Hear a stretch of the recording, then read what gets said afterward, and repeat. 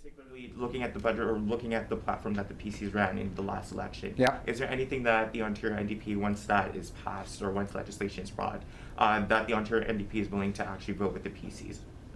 I think we're going to have to wait to see what they actually present. Many things are said in campaigns. Not everything is brought forward in government. And also, my second question as well is this is really the Ontario NDP has only been elected to power once in Ontario. What do you think the party needs to do to really be able to lead the province or have Ontarians actually vote them into office?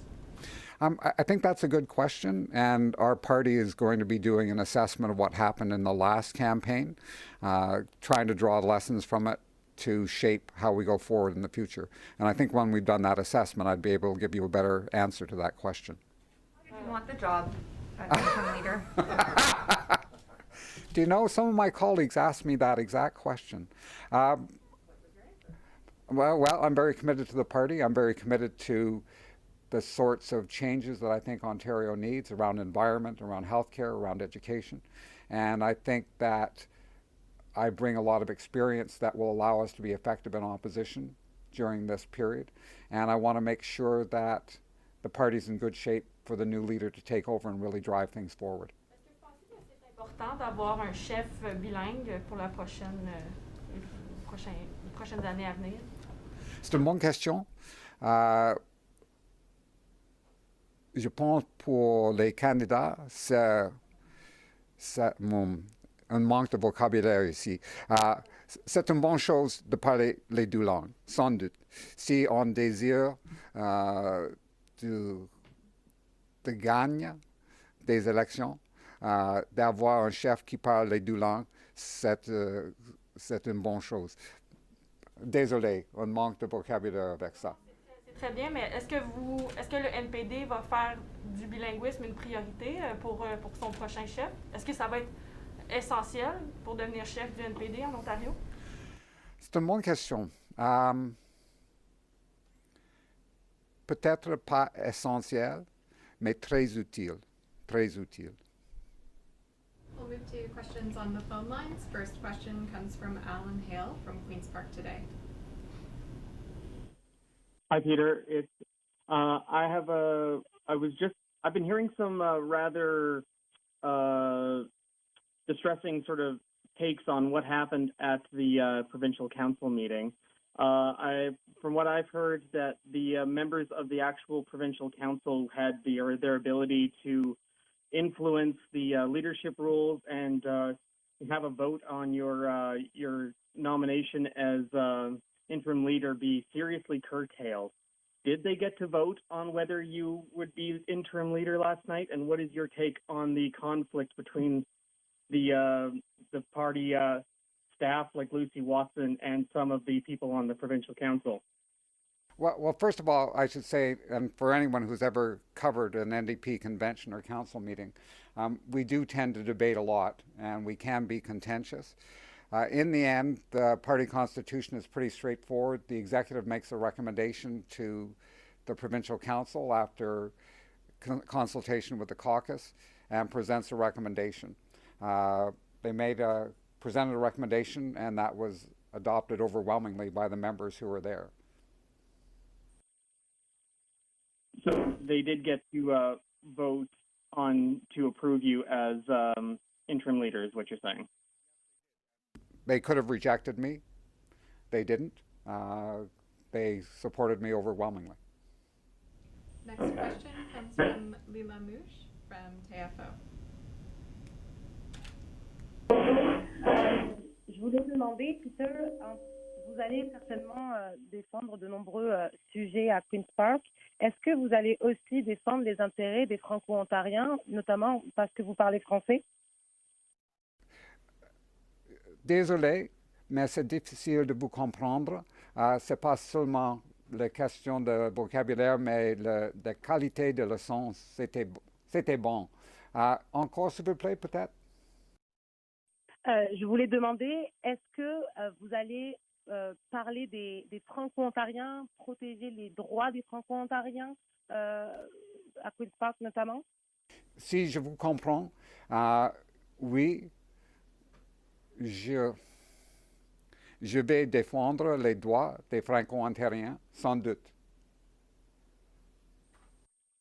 Est-ce que vous allez protéger justement le français en faisant la promotion de l'apprentissage du français? Je ne vous comprends pas. Are you going to make people, are you going to talk about learning French for the party, for the next maybe leader? I'm sorry, we're having a sound quality problem. And so I'm sorry to give you a hard time, but if you could repeat again, because I think you're asking a substantial question, but I can only get part of it. I was wondering if you are going to do the promotion of learning French as you as well speak French and learn French. Yes, I think it's a good idea to promote the use of French as well as learning it. It's to our advantage, and I think it's to the advantage of people in Ontario. Next question comes from John from TVO. Good morning, Peter. My apologies if this was asked earlier. I got into the teleconference a bit late, but what is your disposition, I guess, towards the budget? I mean, if the government introduces a document that's more or less the same thing as we saw in the spring, we heard Jeff Birch last week say that actually the party wants numerous changes. If they bring something that is only slightly amended, do you are you going to fight for big changes, or do you think that, given that we had an election, the party should more or less let a similar document just be passed quickly? Well, it was a bad budget when it was introduced. It's going backwards. I think it's going to hurt people. It's not going to deal with housing. It's not going to deal with problems in healthcare and education. There's no way that we could vote for it in its present form. It would have to be changed very substantially. A bad budget is a bad budget. And what are you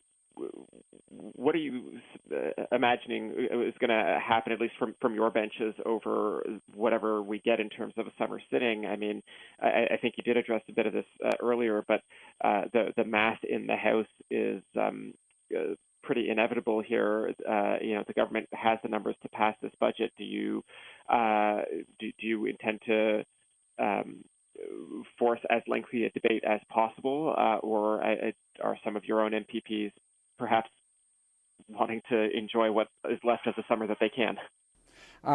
We're going to fight this budget. We're going to fight the damage to people in Ontario, and we're going to take every opportunity to do it. I don't see why we would do anything different. Frankly, people expect it of us, and we expect to do it. Seeing no further questions on the lines, I'll turn it back to you, Peter. Thanks very much, everyone. Thank you. If you're still taking questions. Okay, last one. Last one. I know when Michael Balgas announced his resignation, he said he'd stick around depending on what the interim leader wanted through September. Will you be sticking, will you keeping Michael Balgas around? I'll be talking to Michael, and I'll be sorting out details on this over the next few weeks. Okay. Get your take on the news of the Ford government capping rent increases next year at 2.5%, obviously below inflation. Why are you cringing at that? What's your take on that? Because I have to tell you, I talk to tenants all the time in my riding. They are not getting pay increases. They're not getting 2.5%. They're not even getting 1% in most cases. They are going to have a very tough time with a base rate of 2.5%. And frankly, a lot of above guideline increases are 3% a year. So there will be people in my riding, well, across Ontario, looking at increases over 5%. People are going to be hurting. I think the government should freeze the rent increase. I think that the increases we've had in the past, closer to 1%, are ones that, even though difficult, are more manageable. 2.5% just does not work for people. Does not. Thanks very much, everyone.